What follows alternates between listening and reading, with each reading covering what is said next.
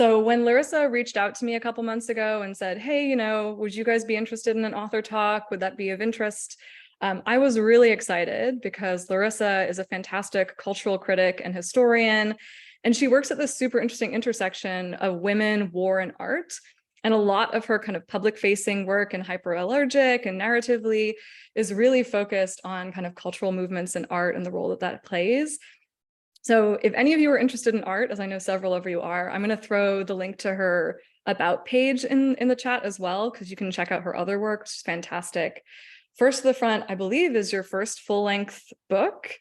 Is a fantastic, chunky honker of a hardback, and follows the life of Dickey Chapelle, who's this trailblazing war correspondent. But I feel like that really undersells it. Like when you read the subtitle, The Untold Story of Dickey Chapelle, Trailblazing Female War Correspondent, it sounds like hype, but it's really underselling this phenomenal career this woman had from World War II through to following the devastation post-World War II in Europe, following the work that aid workers have done across the continent, and then even being invited to sit with the Algerian National Liberation Forces, all the way to her work in Cuba, and of course, finally, and quite tragically, her work following the beginning of the Vietnam War. So she covers this almost, it feels like a century of American foreign policy, and also European, North African, Middle East. She truly was everywhere in the heat of the chaos, in the thick of it all. And so I'm really excited for you to come and talk to us a bit about it, a bit about her, and also, the research process, the sources that you had to work with, because it's also, for those of us who have read it, a tremendously detailed book, like a what she ate for breakfast kind of detailed book. So my first, big question for you, Larissa, is I had never heard of her. When I talked to my friends and family and described this book, they assumed I was talking about Lee Miller, another famous photojournalist from the time period. And so I'm curious, how did you come to Dickey, and how did you come to this book? So that's a great question. And first of all, thank you so much for having me. I'm so excited to talk to you all. And I always love talking about Dickey Chapelle because she is such a fascinating historical figure and woman. And yeah, she is not well known, which is tragic, but also all too common, right? So many amazing women have been just erased by history, or the lack of history, as it were. So I actually came to know about Dickey Chapelle through a folk song and talk about the importance of art. So if y'all don't know her, Nancy Griffith was an amazing Americana folk singer, and she had a song about Dickey Chapelle. And I love Nancy Griffith, and I loved the song and the album it was on. And so I would always listen to it when I was in high school and then going into college. And so Dickey Chapelle really became a folk hero of mine when I was a young woman. I was an aspiring writer. And I also had, I was also very interested in social justice, right? My first day at college was September 11th, 2001. Mm-hmm. I was very involved with the anti-war movements then, and the subsequent human rights disasters that occurred because of these wars. So I really internalized Dickey Chapelle as this sort of woman who would get the story, tell the story, and tell the truth, regardless of how difficult it was. But then, life sort of like takes you on its own journey. And I moved to Big Sur, and I wrote novels, and I was a waitress. I moved to New York City. I was a contemporary art curator. But I always wanted to, I always had the dream of being a writer, and I just sort of let myself be blown off course, which is fine. It's good to journey and adventure. But in 2016, with the election of he who shall not be named, I kind of realized that if you have a dream, you have a passion, you have to pursue it. And so I went back to school to write, to get my master's degree in the pursuit of becoming a writer. And I wrote my thesis on the audio letters that American GIs were sending back to the States.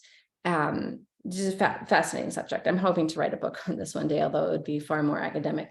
But in any case, her name came up again, right? Because she was covering the Vietnam War. And I hadn't thought about her in years. And I started diving back into her legacy, her story, and I couldn't believe how little had been written about her, and also how difficult it was to access her writing and her photographs.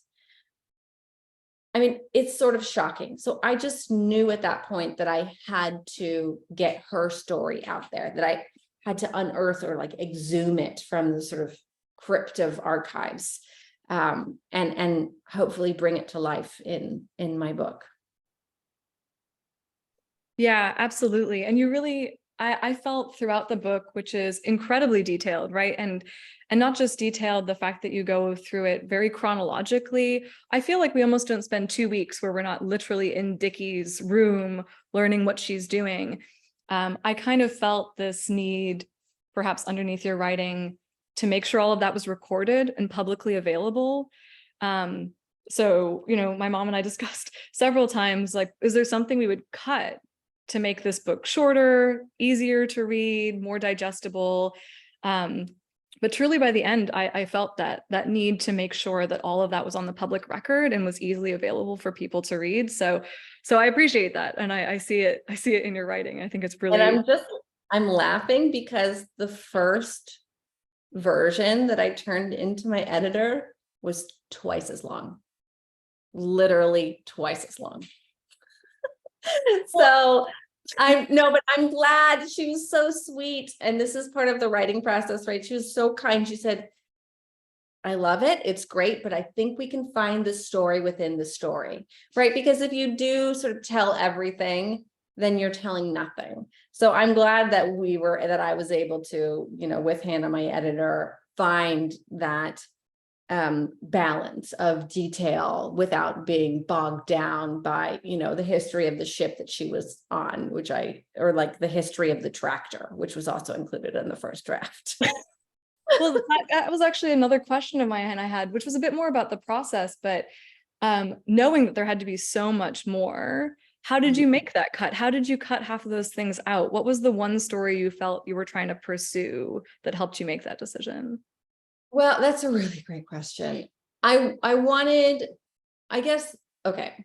So I think it was, and I don't mean to sound too, you know, self-congratulatory, right? But I often think of Michelangelo and how he described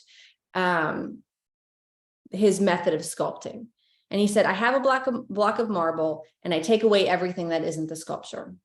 And so, you know, I don't know if I can describe to you like what is that story, but you can see, right, the story in this block of research that you have, and then you have to take away. So I try to build as large of a block of research as possible and then take away. And then I have the first draft and then sort of chiseled down from there. And I guess if there was one sort of North Star that I had, it was her voice. And anything that was not her voice, and I don't mean to say that I wasn't objective in writing it, right? But I also wanted to be true to who she was. So if I found myself getting in the way and going off on tangents that I found interesting, but weren't necessarily integral to telling her story, that's what I would get rid of. Fascinating. And kind of links into a recurring theme throughout the book, which is that objectivity and how much of yourself you put into your writing. And it's so clear throughout. I think you highlight really well the empathy that she had for the subject she would cover. And at times I wondered whether it was also her Achilles heel, as people would come to her knowing that she would empathize with any of the troops that she was stationed with. And I was wondering whether from your perspective, she kind of had a changing idea of what she felt the journalist ought to be doing, or the role of the journalist, particularly towards the end. I don't want to jump ahead for those of you who haven't read it, but particularly towards the end when she's like making bombs with Cuban resistance fighters. And so I'm curious, what did you feel as you learned about her was her view on what the role of journalism is, and did that change over time? Yeah, definitely. You know, in World War II, okay, so in World War II, right, she was on Iwo Jima and Okinawa and on hospital ships at the front. And she, at that point, even really had an instinct to talk to soldiers, right? And this is something that Ernie Pyle did as well, and he was famous for it, but not many other journalists did it. And no one really writes about how Dickey was also doing this without even sort of ever talking to Ernie Pyle. So her initial instinct of journalism was to tell the story of the humans on the ground and not the story of sort of the policymakers. That was not her interest. But as she continued on her journalistic career, basically what happened is this. She was, and I'm sorry if I'm jumping ahead, but it's an important part. She was imprisoned in a communist jail in Budapest in 1956 through 1957. And she came to understand what it was to live under tyranny in a way that most white Americans could never and can never understand, right? Because we just sort of, we walk around in freedom all the time. And that is our that where we come from, right? That's where we speak from. So she came to believe that she would never be released from jail, that she would never see America again, and that she was just going to die in prison, either quickly or slowly. So when she came out of that experience, her form of journalism became not only reporting on the people who were doing the fighting and those who were caught in the crossfire, but being very much their advocate. And in that way, she herself became a freedom fighter, but rather than a gun for a long time, she used her pen and her camera. Then as we move into Cuba, right, she has a very black and white view because she was imprisoned by communists. She was psychologically tortured by communists. And so in Cuba, she sees a communist regime 90 miles off the coast. And she sees that the United States is basically creating a détente with them and not actively seeking to overturn this regime. And so she feels it's incumbent upon her as an American to help those who are seeking to do that. Now, speaking of Achilles heels, this Cuban militias is so mired in the politics of the CIA, which she came to understand and then extract herself from. But when she was first in it, she did not see the larger picture. She did not see those darker undercurrents floating through that world. Yeah, that's an excellent point. An excellent point. And you see throughout how passionately she connects with people and how that influences obviously her writing and what she chooses to write about. And I think throughout the book, it was so interesting that you didn't just have the published articles, but also articles she had pitched and had not been accepted. And it seemed half as interesting to me what the press and public didn't want to hear as what they did. But you could see how passionately she connected with people and how important that was to her journalism. And I was really intrigued by to what extent her gender played a role in some of that, because she's obviously most famous for being stationed with the Marines, where she earned their respect very early on and continued to have this passionate and kind of committed relationship, weirdly, between Dickey and the Marines throughout her life. But I think there was a bit quite early in the beginning, and now I'm going to quote your own book to you, but there was a part kind of when she was in Okinawa, it was quite early on, when she was in Okinawa, and she was thinking about the role of the feminine versus the masculine in her work. And so she says, I'm sure she was told not to go somewhere was the start of the story. And she says, "I wish I knew what was expected of me. Am I to take the feminine psychology and do as I'm told, or shall I adopt the admired virtues and grab the first shoreward vessel I can get to take me? I've got a fine case of split personality, the masculine lined up against the feminine," she reflected pensively, but concluded, "There's no place for the feminine, surely." And I was wondering, as you were reading her writing, did that kind of tension between the way in which she felt she was supposed to work and the way in which she wanted to work, and what was effective versus what she was told to do, did that change over time? Or is that kind of quote still a good summary of how she felt about the work and how she kind of positioned herself as a woman throughout? So I didn't get to write about this as much in the book as I could have, but she had a really complicated relationship with femininity and feminism, and also what it was to be a woman. So I would just kind of fast forward as an explanation to the early 1960s, right? When you have the feminine mystique, you have Betty Friedan, and sort of this emergent feminist movement. And a lot of that movement was about rejecting ideas of femininity in the past, right? It was like, you can't do domestic labor and have a meaningful life. And to be a mother sort of complicates your capacity to have a meaningful life. And Dickey Chapelle was not a mother. She was not particularly maternal, but she had friends who were mothers. And she wrote in an article that she pitched about how these women that she knew who were mothers were solving problems all day long and were, using so many skills that she could not fathom having, and that this was a meaningful life. And so she did have this sense, this sort of I think, very evolved sense of what it was to be feminine. Like back in the 1940s, it was, oh, femininity is passive. But, as she continued on her journey, she saw that femininity actually can be many things. It can be aggressive. It can be passive. It can be a peacemaker. It can be, someone who gets the story. It doesn't have to be one thing or another. And, I think even coming up against first wave feminism, where you did have a less complicated, nuanced idea of femininity, of feminism, she was even able to sort of add a layer of complexity to that.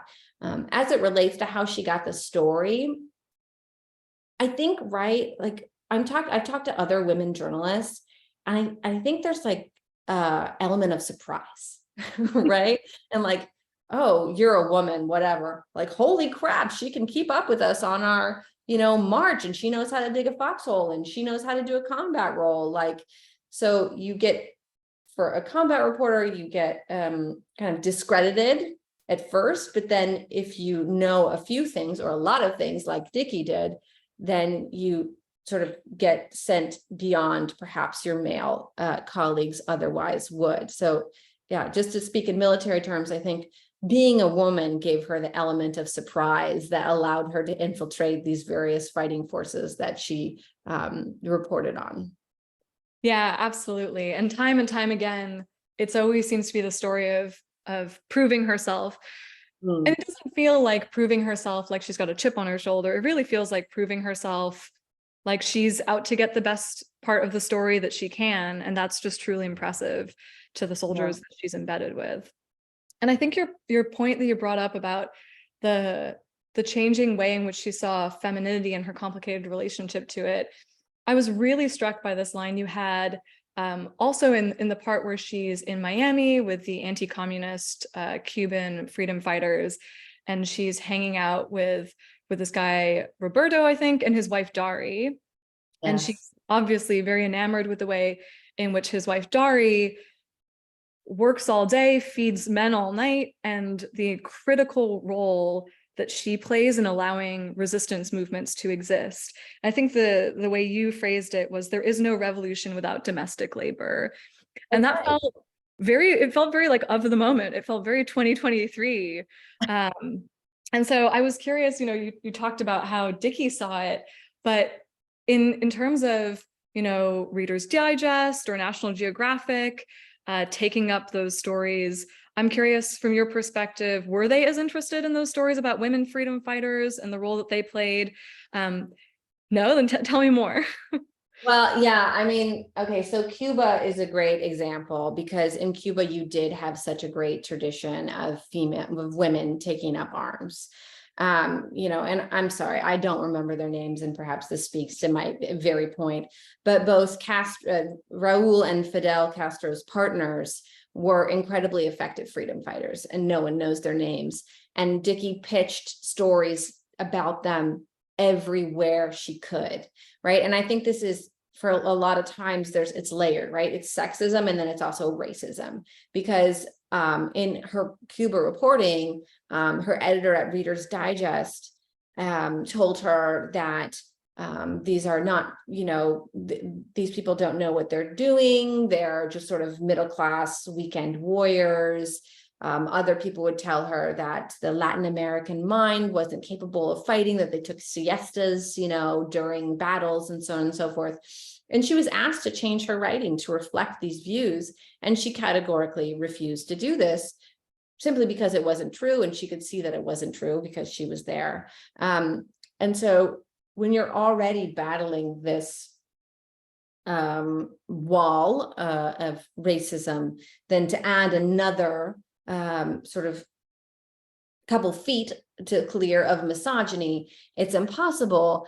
And I think Dickey, being a realist, knew that she only had so much time, right? And had only so much sway. And so she had to often abandon those stories. And then I wanted to go back to what you said earlier, that I quoted a lot of articles that were not published. I also quoted a lot of articles, first draft articles of hers, because just because the male editor said that this wasn't important doesn't mean it wasn't important. And I didn't want to give the authority to her censors, right? To her white male censors. I wanted her voice to come through, for her truth to be presented on the page. And, I think that's so many times where her most relevant reporting was in these, either totally unpublished pieces or these radically redacted, articles. Yeah, absolutely. And I want to come back to that, but first you had also said something, well, you were talking there about the racism that they had about the Cuban fighters, but just before we let everyone else talk to us, you and I were talking about also the letters she had written to people about the need for training in Vietnam, and how much of that was about cultural competency, is probably what we call it today.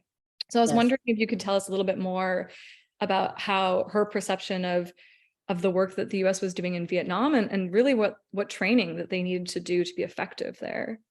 Yeah, so when she first got to Vietnam, the the Marine commandant, who's sort of the head of the Marines, asked her to write a memo on guerrilla warfare, because at this point she had been reporting on guerrilla warfare for 10 years, and she was recognized as a expert in the field.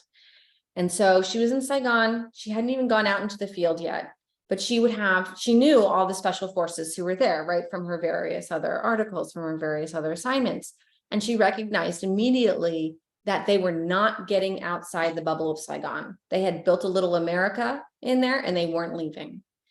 And this was a problem because the Viet Cong were in the villages. I mean, they would either help you harvest your rice or whatever your crops were, and you would go along with them, or they wouldn't, and they would then sort of harass you until you would. She wasn't for the harassment part, but she was for helping the villagers, the people in the countryside, because that's where the power was in an agrarian society, not in the cities, in the countryside. And so she recommended that US forces live where the majority of the Vietnamese, South Vietnamese population lived, which was in rural areas, that she eat what they eat, that they live as they live, sleep where they sleep, and learn to speak some of the language. As we all know, as tourists, if you can say, how are you? Where's the bathroom? In French, maybe not French, but Spanish, you're sort of endeared yourself to them. At least you're trying. And so often the US military wasn't even trying. They just adopted an immediate attitude of superiority. And she really called out the military for this specifically. She said, and I'm going to paraphrase, but she said, white Americans, and she said white Americans are not used to having to earn respect. They expect to have it based on the color of their skin and what's in their wallet.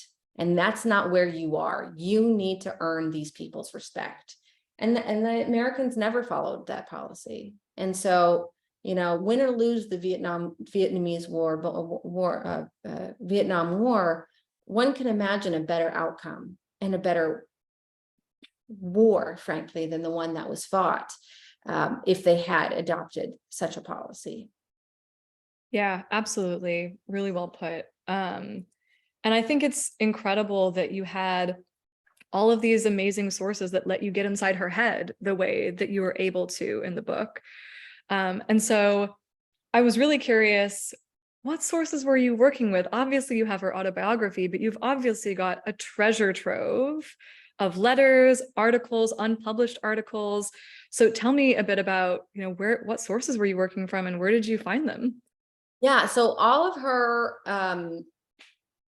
her archives are at the Wisconsin State Historical Society, and thank God they preserved them.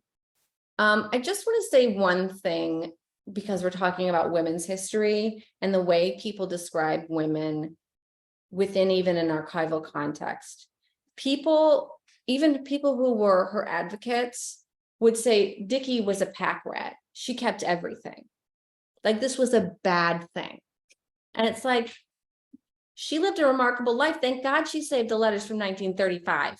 Like, I needed those, she's not a pack rat, she's a genius. But this is how women are often talked about. And they're just discredited and told to really write themselves out of history. Luckily, Dickey didn't do that. She kept everything. And luckily her family donated her archives to the Wisconsin State Historical Society. And so I was able to go there and read everything she had ever, everything that she had saved that she had written. And this was tens of thousands of pages. I read her letters, I read her laundry slips, I read her diaries, her unpublished articles, her autobiography, everything that she had. And in doing this, not only was I able to get those really rich details of the book, I was also able to, I think, understand her more than one otherwise would get to. I got to hear her voice in my head, which was such a gift as a biographer, because every biographer wants to get in the mindset of that person. So that was sort of the core, was her writing. And then I surrounded that by more academic research, right? Journal articles about sort of Cold War issues, Reconstruction in Europe, so on and so forth, to build this sort of world around her world. Because what I also wanted to do, which I find it does not exist a lot of times in women's biographies, right, is to place her personal story within a historical context, to understand her as an actor in history, not just as a bystander. And I often think it's like the default position to sort of compartmentalize women into just having like a story that's not connected to all these other threads. So I wanted to connect her, and I wanted to make sure that the impact of her story, of her life, of her legacy had the view of hindsight, had a 2020 vision, right? Because when she's in Laos, for instance, and she's seeing Air America help carve out helipads in the jungle, she didn't know what was going on, but she was there to report it. And now we know more about it because she was there. And that's important. Just because you don't see the whole picture doesn't mean your contribution to the whole picture isn't invaluable. Absolutely. You're singing my song, Lorissa. You're speaking my language. You're preaching the choir. Yes. And I think one of the things I'm also always interested in is women are often presented somewhat in an isolated way. And I think you articulated so well how that isolation is often from the historical events that are going around them and that they're actively participating in. But I often feel like they're isolated from one another in narratives. And I'm curious whether in the letters that you were reading, in the diaries that you were reading, did you see her conversations with other female war correspondents at the time? So there weren't, okay, so no, and I'll tell you why. Because in World War II, there were a lot of female war correspondents. We know their names. It's an amazing pantheon. A huge number of them like died right after the war, like of crazy things.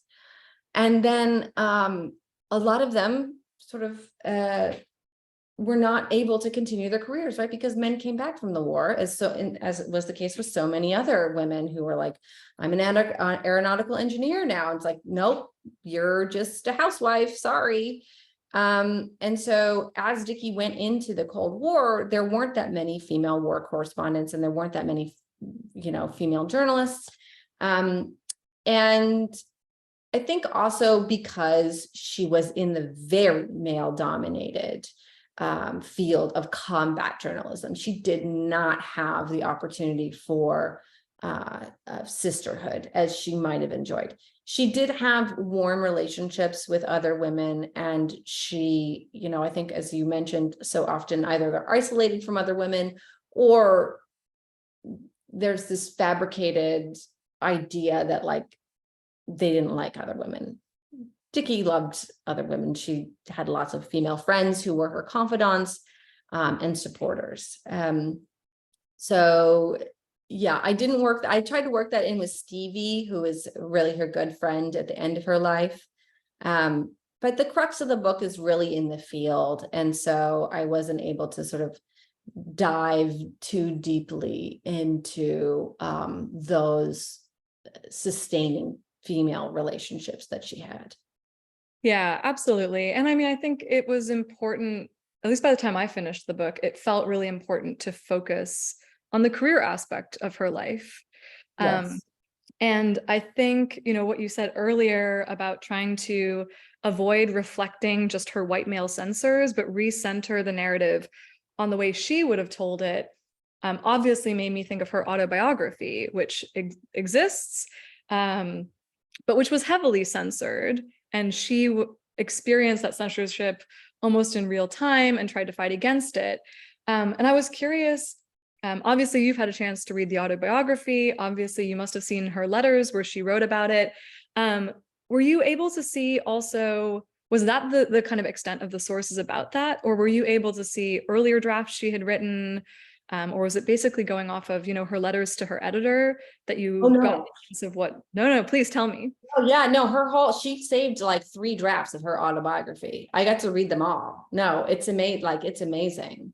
And so much, if you look in my sources, like I don't really quote from the published one very often. I mostly quote from the unpublished one.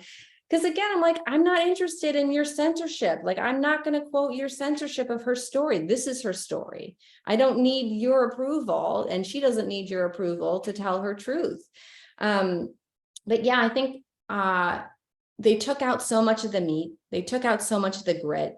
They took out so much of the adventure. And what they replaced it with was sort of this 1950s dame, like, oh, I just like fell into Cuba and I had a camera, so I guess I'll take pictures, and it's like, no, like she walked through the jungle with the, Cuban revolutionaries and on, and had an incredible tenacity to get the stories that she did. So I was just so grateful that she preserved her writing, that she knew that her drafts, her unpublished work was important. Yeah, absolutely. But what's most important is that my mom hears that she can't throw away any old boxes I've left behind, because clearly it's critical for future historians. Critical. I'm looking at you, Anne. Draft of my bachelor's thesis. Yes. But it's true. It's true. It really comes across how in her head you were able to be. And just as a human being in the world, it was actually an incredibly gratifying narrative to read of someone whose career did not have a smooth and steady trajectory up, but hit many obstacles. There were times in her life where she could barely clearly get anything published. Mm-hmm. And truly to get all of those ups and downs, rather than I'm a dame who ended up in Cuba with a camera, really, I think, lets us on a human level hear a human story that really resonates. Well, I could ask you questions forever, but we only have 15 minutes left. So okay. I was wondering, anybody else out there, any questions that you've been harboring? Feel free to raise your hand, or, all right, Catherine, lay it on us. Other people, feel free to put things in the chat or try to raise your hand too. Catherine, go for it. I was curious how you balance, because she covers such a wide span of American history and world history, balancing, assuming the reader knows about the context of Laos and Vietnam and Cuba and then counterinsurgencies in Cuba versus putting the context in the book itself and doubling, tripling, quadrupling its weight, because you're explaining World War II and like post-World War II Reconstruction and Vietnam and the build up to Vietnam and just so many different areas of American history that are whole semesters of history classes by themselves. Yeah, no, great question. And thank you so much for asking. Basically, what I say is I read 100 pages for every page of this book. And what I had to do was condense that full semester into 2 paragraphs or less. And my goal was to give the reader enough to understand where she was and why it was important, without bogging the narrative down with extemporaneous details that did not necessarily apply directly to the moment that she was in. Sometimes I go more expansive, right? Like when, just to skip ahead, she is trying to photograph the bombing of the Ho Chi Minh Trail, which was initially going to be done by the Laotian Air Force. But then on the day that she was to start photographing it was the inception of Operation Rolling Thunder, which was one of the most controversial and devastating and human rights violating operation in the Vietnam War, that was a clandestine bombing of Cambodia and Laos by, of course, the US Air Force. So I did want to give more context for something like that. But otherwise, I tried to weave the historical context into the narrative itself, to the best of my ability. Thanks, Lorissa. Anne, Mum. Oh, okay. Absolutely loved it. You were in love with her, and I love it. And I love the fact that you were in love with her, but you still told her you were wrong. Yes. That's what you do when you love somebody, right? I thought it was great. It was great. And before I ask my question, my other thing is a movie script? Maybe not. It's so dense. But the more important, I'm visual. Where are the photographs? So the photographs are at the Wisconsin Historical Society. They are largely accessible online. I was grateful to my publisher that they let me put so many of her photographs in the book, but there's so many more. I'm actually chatting with 2 other women who are Dickey fans and Dickey scholars. One wrote her master's or her PhD on Dickey Chapelle, and another is a Marine veteran and now a Marine combat correspondent woman. And we're hopefully going to mount an exhibition of her photographs, because they are such a part of her legacy. And not only what she photographed, but the way she photographed them. She had a really great sense of, the snapshot, capturing that moment of vulnerability. And because she was able to endear herself to the folks that she was covering, she was able to find those moments. It's not just the photographs she takes, it's the fact that she has to get them developed. And then she has to physically get them to places. These are things that, with the digital age, it's very different. I mean, that alone was enormous logistics in situations that must have been awful. Awful. I mean, and the South Vietnamese Airborne, for instance, made her a special parachute that had more pockets for her film. So just to your point, I mean, getting film in and out of war zones was an accomplishment and a skill unto itself, definitely. Oh, it's wonderful. Thank you.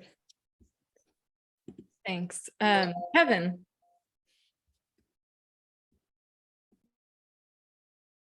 Hey. This has been awesome. My question is, you talked a lot about the censorship that she faced in getting her story and the story of others out. I was wondering if you faced any censorship or backlash in your process that really made it difficult for you to get your story out. So I have to say, no, I was so grateful to my editor and to my publisher, that, St. Martin's Press and Hannah O'Grady, they really wanted to do justice by her and by this book. And they were always 100% behind the story and her story and the entire truth of her story. No, I didn't have to face any of that. And I think if I had written this book maybe 15 years ago, that wouldn't be the case. There is another biography of Dickey Chapelle that was written in the 90s, and the author passed away before I had a chance to chat with her. But looking at the text, I kind of do feel like she had to take a more sort of feminized, to use Dickey's word, approach to her writing to get it published. But I think, as Victoria mentioned at the top of this talk, it's a renaissance of women's studies, of women's history right now. And I think finally, for the first time, women are able to tell their stories sort of with all their glory. So I'm lucky to be in that sort of cadre that's able to tell the truth, but not have to tell it slant, as Emily Dickinson might say. That's very gratifying to hear that we haven't been reading our own censored version of her biography. Yes. Well, while other people are thinking of any final questions, I was wondering, as I was reading the book, there's a lot of technical information in this book. Particularly, I was thinking about this at the beginning, where, she has a strong background in airplanes and aeronautics. And clearly throughout the book, you have to describe various airplanes, weapons, helicopters, which I knew nothing about, in a way that's like easy and understandable and very quick. And so were you kind of familiar with this military terminology and weaponry and aircraft, or did you have to kind of learn it all again to explain it? So maybe this is going to discredit me, but let me tell you something. Wikipedia is real. Because oftentimes I would go and I would try to read these really dense texts, but I was like, I don't have time to read a treatise on an engine. Like, what does the Martin Marauder do? And Wikipedia was a great source for that, right? Because I wanted to take that approach. I wanted it to be like, it's in here, it's technical. I want to give the details, but I don't want this to be, what's the name of that book? Master and Commander, right? Where it's like, okay, buddy, I don't need to know how to tie that knot. Thank you. But yeah, so there was that. And then also, of course, I did do my academic research to sort of back that up. And then also, to any aspiring writers, I think the publishing industry is so opaque. And I think writers often sort of present themselves as sort of one-man bands, as it were. But I had a great copy editor. I had a copy editor who copy edits military history. And were it not for him, I would have made so many mistakes, right? Because even with my research, even with this, he was able to say, well, this was this plane and this was this wing and this, because he just knew that he was a military historian. I am not a military historian as to that degree. So I was so grateful to him for checking my book and being able to make sure that we got the story right. Yeah, absolutely. I mean, I'm sure I've made half a dozen military errors in describing the story. I didn't notice. It's good to know there are military history copy editors out there. Yes. What a fantastic opportunity to work with someone like that. Yes. Anyone else got some lingering questions? We've still got 5 minutes left. Not that Larissa's off the hook. I have 500 questions left on my sheets of paper. I'll talk all day. Go ahead, Anne. Oh, you're on mute.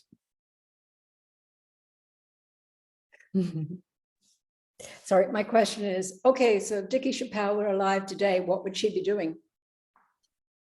Oh my gosh. I think she would be a journalist. I think she would be on, I think she would be, I think she would be reporting on what's happening in America, not necessarily what's happening all over, around the world. And she would be in Ukraine for sure. For sure, yeah. But I think I watch a lot of news. I love the news. I'm a little bit addicted to the news, to be honest. But when I look at who's challenging, right, the autocratic wannabes and actual autocrats in our society, in journalism, it is so often women who are standing up to them, and who are exposing what's going on and also able to communicate, right, the importance of what's happening. And I think you see the truth in that in this wave of women who are pushing back the tide of fascism that's trying to sweep over America. And so I think if Dickey were alive today, she would be standing shoulder to shoulder with them. Thank you. Yeah, that's fantastic. And it was something I was kind of thinking about as I was reading this book, and as you and I kind of talked about before we let people hang out with us. It felt like in many ways this book was able to be a little apolitical in the way that our current arguments about politics are, our current fault lines and divisions, in part because of its historical source, in part because some of the history that's covered in the earlier parts of the book are less politicized in our current climate, in America at least, definitely not elsewhere. And also because of her passionate love for the military services, for the Marines, her own kind of embedding and keeping close to the needs, wants, desires, experiences of the soldiers, kind of helped it perhaps, have a wider readership in America that's divided at the moment. But I was wondering, and it was really useful just then to hear you think about it in the context of the current rise of fascism across the country, across the world. And I was wondering if I can have the final question of the day. If you felt there was one kind of takeaway that you wanted readers to have from this book, is there some sort of lesson that you feel Dickey's life offers us? Absolutely. And I really wanted this book to be an inspiring book, and not only in a way that makes us feel good, but in a way that makes us act, right? She spent her life not only reporting on the fight for freedom, the struggle for freedom, but actively involved with that struggle. And as we are all increasingly invested for the first time in our lives in that struggle for our own freedom and for the vulnerable people around us who are our family members, who are our friends, who are our community members, who are countrymen, and just the people who inhabit the world with us. I want people to look to Dickey to know that we're not the first, that there's a model, and that as women, we have an important, if not the most important, part to play, and we can do it. Wow, stirring words. Put it on an embroidered pillow. Thank you so much, Lorissa, for joining us today. This is our very first one of these, and I think this was just fantastic, and I really appreciate you reaching out about it. So a round of applause, those of you who have your my little reaction video. Round of applause for Lorissa, a little virtual round of applause. Thank you so much. And let me just, for the people who are just kind of tuned in towards the end, throw some links in the chat. So there's links in the chat you guys can click on to both access the Goodreads group that we have our kind of questions and we share our monthly book discussions on, also the Instagram group, which is perhaps easier for a lot of people to keep abreast of what books we're reading. The Remedial Herstory Project, of course, our partners, if you're interested in clicking on those. And of course, Lorissa's, if you want to read some of her fantastic work on art and cultural criticism, do check out her personal website And if you haven't already, which is shocking to me, there's also a link for ordering First to the Front. Buy it for all of your friends, buy it for Christmas presents, birthday presents. It's a fantastic read. So thank you so, so much, Lorissa, and thanks everybody for joining us. Thank you so much for having me. What a wonderful time. Thank you. Really appreciate it. All right, I'll let you guys all enjoy the rest of your Fridays. Have a great weekend. Bye, everybody. Thank you. Thank you. Thanks all.